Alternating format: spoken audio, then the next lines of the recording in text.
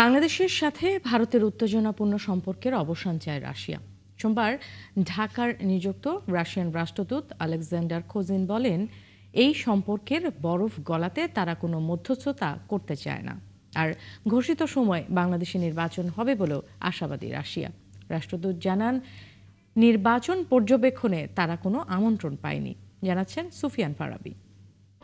মা, পিম্পল 5 দিনেই চলে যাবে। যাবে না মা।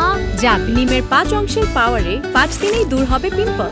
হিমালয়া পিউরিফাইং নিম ফেস ওয়াশ। প্রথমবারের মতো সাংবাদিকদের সঙ্গে কথা বলতে ঢাকার রাশিয়ান দূতাবাসে এই আয়োজন রাষ্ট্রদূতের। দ্বিপাক্ষিক সম্পর্ক, শিক্ষা, বাণিজ্য ও ইউক্রেন রাশিয়া যুদ্ধ সম্পর্কে সাংবাদিকদের সামনে বিস্তারিত তুলে ধরেন আলেকজান্ডার খোজিন। উঠে আসে রোহিঙ্গা সমস্যার বিষয়টিও। অন্তর্বর্তীকালীন সরকারের নির্বাচনের ঘোষণাকে স্বাগত জানিয়ে রাষ্ট্রদূত বলেন, আসন্ন নির্বাচন সহিংসতা মুক্ত হবে বলেই আশাবাদী তিনি। তবে এখন পর্যন্ত বাংলাদেশের পক্ষ থেকে রাশিয়া থেকে নির্বাচনী পর্যবেক্ষকদের আমন্ত্রণ জানানো হয়নি।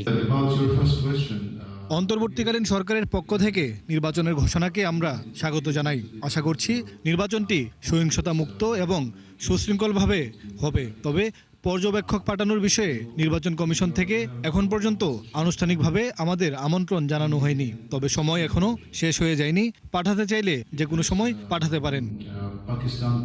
ভারত ও বাংলাদেশের মধ্যে কূটনৈতিক টানাপোড়েন চলছে। দুদেশের জন্য এটি সুখকর নয় বলে মন্তব্য করেন আলেকজান্ডার খোজিন। তবে এ নিয়ে মধ্যস্থতা করবে না বলেও ঘোষণা দেন তিনি। আমরা মনে করি স্থিতিশীল পরিস্থিতি বজায় রাখতে, সুন্দর একটি নির্বাচন আয়োজন করতে এবং আঞ্চলিক নিরাপত্তা বিঘ্ন না করতে ভারত বাংলাদেশের মধ্যকার কূটনৈতিক টানাপোড়েন মিটিয়ে ফেলা দরকার।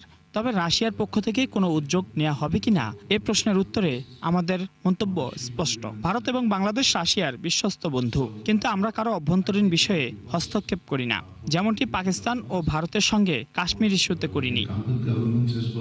রোহিঙ্গা সমস্যা সমাধানে রাশিয়ার ভূমিকা কেমন হবে এই প্রশ্নের উত্তর ঠেলে দেন দূতাবাসের ফার্স্ট সেক্রেটারির কাছে। তিনি জানান, কোনো দেশের অভ্যন্তরীণ বিষয়ে পরামর্শ কিংবা হস্তক্ষেপ করে না তার দেশ। রোহিঙ্গা সমস্যার সমাধানে বাংলাদেশের সঙ্গে রাশিয়া কাজ করবে।